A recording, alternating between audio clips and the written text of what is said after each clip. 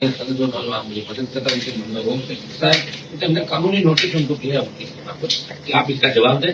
Notice कल उनको कानूनी लोग पसंद नहीं, उसके बाद अगला जवाब क्या था, अगर जवाब से हम संतुष्ट नहीं हो तो मुकदमा दर्ज कराएंगे। ये क्या संसद में भी लेकर जाएंगे? विशेष 100% जा सकती है, हमारा प्रिविलेज है, ऐसे नहीं कर सकता। आज पत्रकार नेता सोता है आप लोग हम पिटाई कर लेते हैं कार्यपालिका का, आप हर बात से समझ कर सकते। हाँ, कई बार भाव के अंदर कोई व्यक्ति कह देते हैं सामाजिक बहिष्कार की जो बात करें, और मदन जी को शायद पता नहीं कि राष्ट्रीय लोकतांत्रिक पार्टी ने कहीं ये किसी को नहीं कहा कि आप मंत्रियों का विरोध करो। अगर मैं कहता उसके बाद वो मेरे में डालते तुम्हारा पानी, बिजली और कानून व्यवस्था को लेकर कुचामन के अंदर लोकतंत्र व्यवस्था जो प्रचार करे वो विरोध करे थे, उस बात को उन्होंने मन से ले लिया। हाँ, ये सही है, वो घबरा जाते। पहले मैंने कई बार देखा हल्ला उल्ला होने के बाद कमजोर हो जाते, कच्चे दिल जाती मजबूत नहीं, लेकिन इतना ज्यादा हो जाना कि 3 मुकदमे एक मामले के विरोध प्रदर्शन के 3 मुकदमे दर्ज होना कुचामन कर राजधानी में बाधा पुलिस करा रही, जनता अलग करा रहे, तीसरा और 151 4 FIR। और यहाँ भी मेरे बच्चों को जो मुकदमे दर्ज किए हैं, SMS का जो मुकदमा था उसमें राजस्थान सरकार घुटनों की बल आई, कमिश्नर ने समझौता क्या है मुकदमे में कोई कार्रवाई नहीं होगी। वीर तेजाजी महाराज सर्किल का जो मामला था सानानगर के अंदर, उसमें यह था मुकदमे में कोई कार्रवाई नहीं होगी, FIR देंगे। 400 का जो मुकदमा था रिया बड़ी के अंदर, जब हम आए थे तो सरकार बड़ी घाटी के अंदर सुबह 5 बजे आई और सारी हमारी मांगे मानने के 5 महीने बाद FIR लॉन्च कर ली। परसों के एक झूठा FIR और हमारी गाड़ियां तोड़ दी पुलिस। इससे कोई फर्क नहीं पड़ता, जितने मुकदमे हमारे खिलाफ करेंगे उतनी तादाद में नौजवान भारतीय जनता पार्टी को सबक सिखाएगा, कितनों को जेल में डालोगे।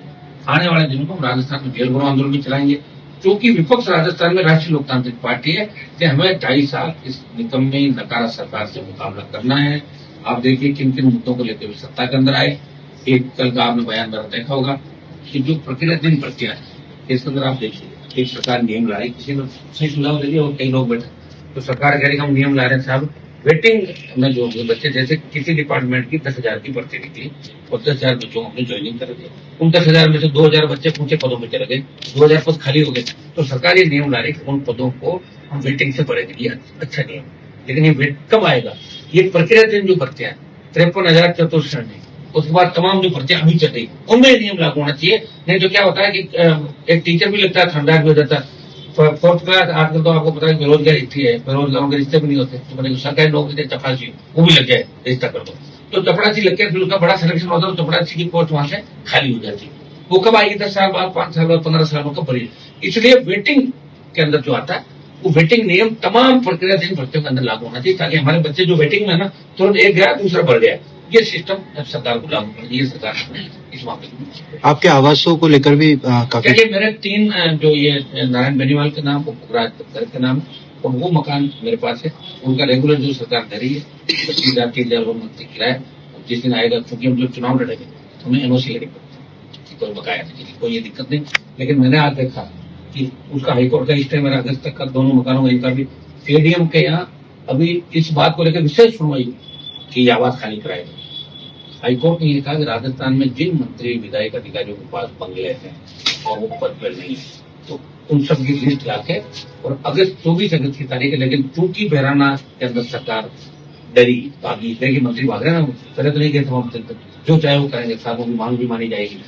तो बहराना से मुख लाए हुए और मूर्खाजी राज का जो बयान था राहुल गांधी के, मोदी ने मूर्खाजी राज करके मूर्खों का राजा, आपने देखा होगा, वो भी देखते हो सारी चीजें। ये कोई मैंने गाली नहीं दी बजने वाले, कितने वो विचलित हो यार, बढ़िया उनका प्रचार हो गया। सारे बच्चे कल आज उत्तर प्रदेश एक बच्चा मुझे फोन करा कि अंकल मुझे मूर्खाजी दिखाओ, अंकल तो उनको जो मूर्खाजी जैसे होगा। मैंने कहा बेटा आना, आप बात करेंगे। तो घर में हल्ला हुआ ना, तो उधर रील में बच्चे ने देख लिया, तो मुझे मूर्खाजी दिखाओ, मूर्खाजी दिखाओ। वो बोले ये अंकल दिखाएंगे। मैंने कहा बेटा मूर्खाजी कोई वैसे कोई अवतरित कुछ नहीं, उपाधि दी थी तो जिद कर बैठा, मैंने दिखाएंगे कोई कार्यक्रम होगा आपको। कल बहराना धाम वाले मंत्रियों के आवास पे भी गए थे, मीटिंग भी हुई उन्होंने। देखिए उनको मैंने फ्रेंड के साथ मेरे कॉन्टेक्ट में थे, हम लोकतांत्रिक तरीके से साधुओं का समर्थन करते रहे और देखिए सरकार ही नहीं तुरंत करेगी, मेरा आदेश चलेगा। हम सरकार में दबाव कितना बढ़ाना हमने बढ़ा दिया, पूरे देश के अंदर बात चली और मदन राठौड़ मुख्यमंत्री को दिल्ली तलब किया, सेक्टर महामंत्री भी आ गए। ये हनुमान बेनीवाल और आदि पुकार का ही परिणाम था। बीजेपी के अंदर खलबली बच गई, कोई किधर भाग गया, कोई किधर, ठीक हो रहा मामला। तो हमने साधु संतों को ये कहा आपकी वार्ता 24 आपने करें, आप वार्ता करें, उसमें कोई दिक्कत नहीं। लेकिन वो 7 जो एजेंडे थे देखो इस तरह बात लोग रहना उन बात पर रहेंगे। कोई मंत्री जाए संतरी जाए, हमारे क्या फर्क पड़ता है, हमें तो उनका आशीर्वाद मिल गया। जहाँ आवश्यकता पड़ेगी हम साधुओं के साथ खड़े हैं। साधुओं 2 महीने से बैठे थे, आपकी वो तो वो ले रहे थे, समाधि ले रहे थे, वो भी मैंने रोका। और हमने भाजपा को उसका एजेंडा ही याद दिलाया, साधु गाय ये बीजेपी का एजेंडा है, आप अपना एजेंडा से भटक रहे हो, आप जमीनों में कब्जे, बजरी माफिया, पर्यटन भू माफिया, पेपर लीक इनके अंदर शामिल हो गए। अपना एजेंडा उनको याद दिलाने का हनुमान बेनीवाल और राष्ट्रीय लोकतांत्रिक पार्टी में बड़ी पुकार राजस्थान के अंदर भरी थी। भरतपुर के अंदर इसी महीने के अंदर मैं वो कह रहा हूँ, भरतपुर में घोषणा देंगे सीएम का जिला, वहां मैं लाखों लोगों की बड़ी रैली कर रहा हूँ भरतपुर के अंदर। उसकी तारीख का ऐलान कल संघर्ष समिति ने मुझे आमंत्रित किया। भरतपुर के अंदर जाट, भरतपुर, धौलपुर, डी नया जिला बन गया। तो डी, भरतपुर, धौलपुर के जाट केंद्रीय सेवाओं में आरक्षण उनको नहीं है, तो उनकी आरक्षण से तमाम जो सीएम के गृह जिले में अपराध बढ़ रहे हैं, मैडम मगर गृह राज्य मंत्री जिस तरह गुंडागर्दी वहां उनके लोग कर रहे हैं, उस गुंडागर्दी से बचाएंगे लोगों को। इसको लेकर आज कल वो तारीख का ऐलान करेंगे और मैं भरतपुर में लाखों लोगों की रैली करके आऊंगा। अगर सरकार में दम है और जो बयान दिया मेरे बीजेपी के लोग अगर हनुमान जी को रोक देंगे तो मुझे रोक के दिखाना, फिर मैं बता दूं हनुमान बेनीवाल की कितनी ताकत है प्रदेश में।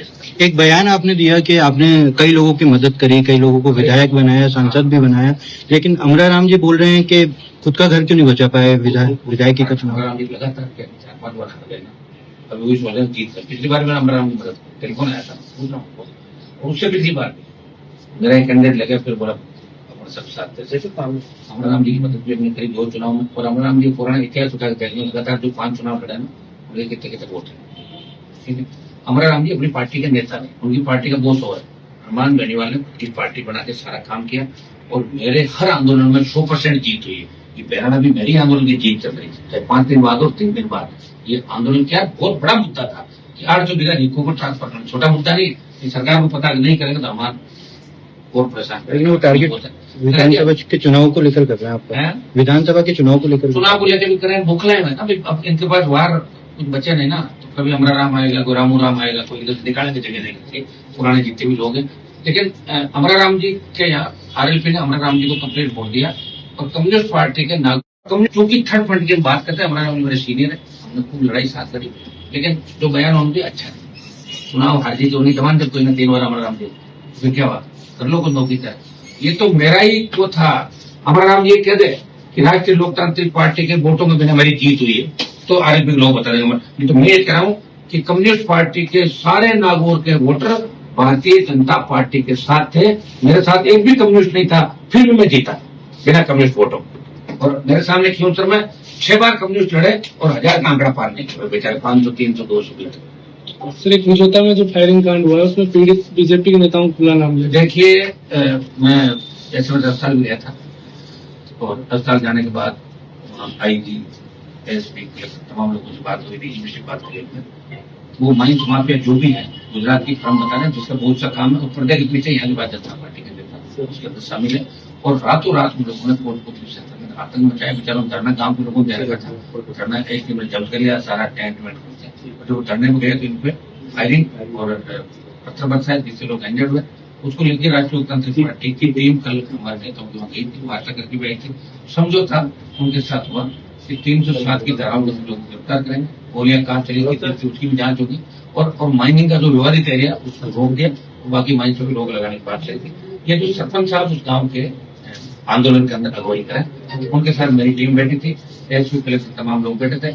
अगर हमें लगा कि आगे न्याय नहीं मिलता तो मैं स्वयं उस गाँव के अंदर जाऊंगा, पूरा करेंगे, लेकिन आवश्यकता नहीं है।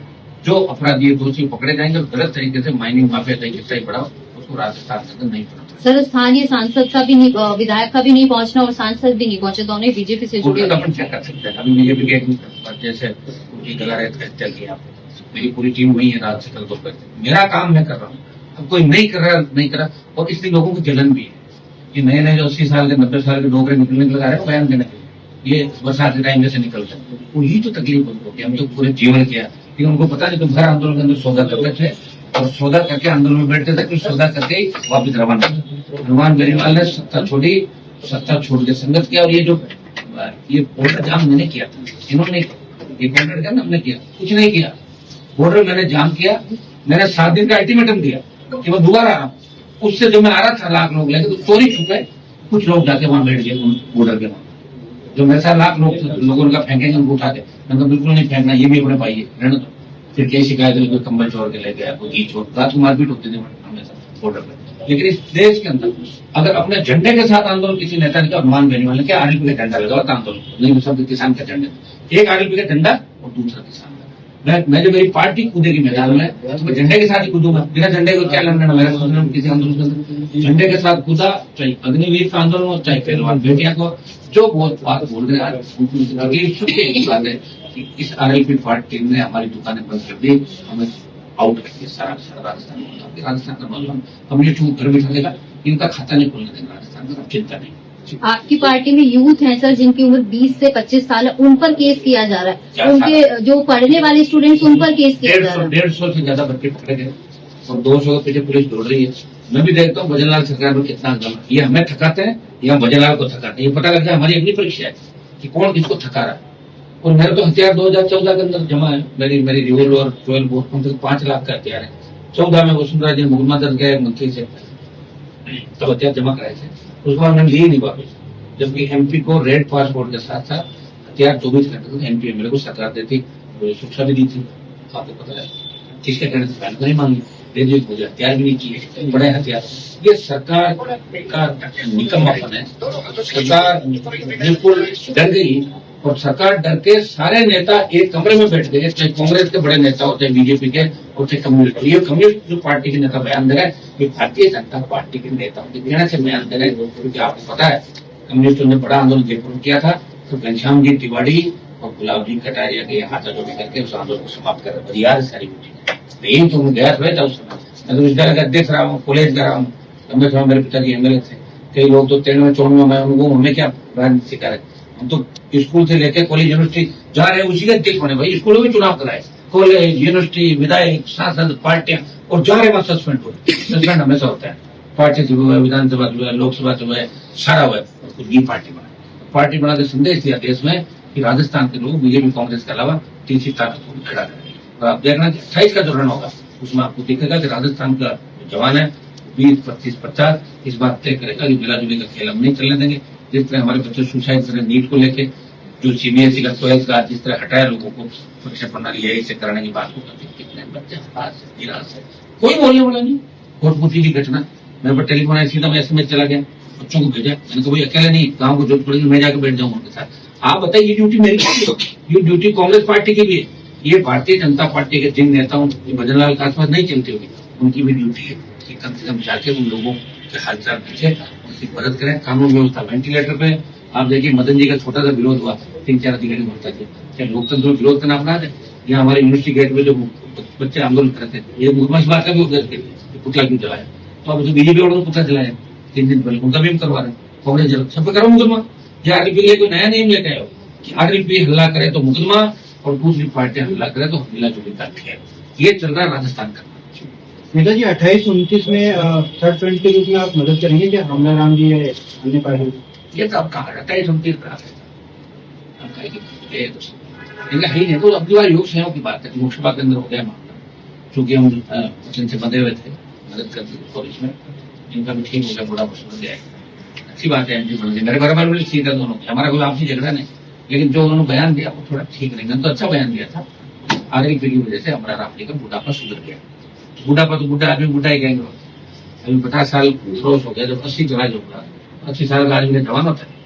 ये भी मेला है क्या, वृद्धावस्था युवावस्था, तो पहले से लिखी हुई है ये सारी तिलमिला उठे, भीड़ नहीं है, 500 आदमी इकट्ठा नहीं कर पा रहे, 1000 नहीं, लाखों हनुमान बेनीवाल के साथ आ रहे हैं, 47 टिकने पे दिल्ली की ओर बढ़ रहा गए, खलबरा गए, और उनके जो दुकान उठ गई उनकी सबकी, तो उठी दुकान, बुझे हुए दिए, चले हुए कारतूस, ये जगह से निकलेंगे आएंगे राजस्थान, कोई फर्क नहीं पड़ता। आरएलपी के कार्यकर्ताओं की गाड़ियां भी जो है जब्त की जा रही है, गाड़ियां पकड़ लेंगे, नहीं ले लेंगे गाड़ियां, उन्हीं गाड़ियां बाद में फाइनेंस वगैरह में, ठीक है ना। आरएलपी कमजोर थोड़ी, आरएलपी दिल्ली के अंदर 28 के राउंड के बाद राष्ट्रीय लोकतांत्रिक पार्टी दिल्ली की ओर बढ़ेगी, और बीच में उत्तर प्रदेश के चुनाव है, हम उत्तर प्रदेश में भी राष्ट्रीय लोकतांत्रिक पार्टी चुनाव लड़ाएगी। इस बार विधानसभा चुनाव 27 ठीक है, दिलाओगे कि सब गाड़ियां